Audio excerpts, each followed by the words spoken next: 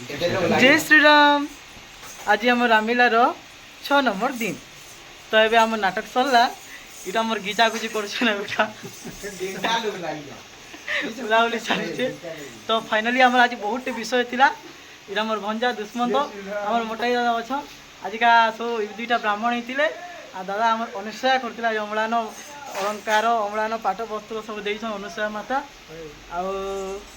आज आम विषय थिला अनुसया भेट तापरे ऋषि मान सहित भेट ब्राह्मण मान सहित भेट गोआ तीर्थ सबु तीर्थ भ्रमण शिव दर्शन शिव पूजा लिंग पूजा दारु ब्रह्म दर्शन आउ पंचवटी प्रवेश अगस्ती मुनि सहित भेट तापरे पंचवटी प्रवेश इटा आम विषय सब थिला।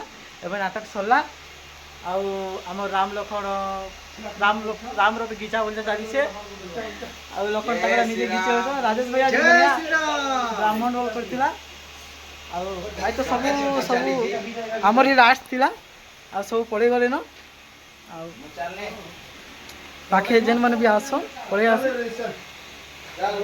जय श्रीराम।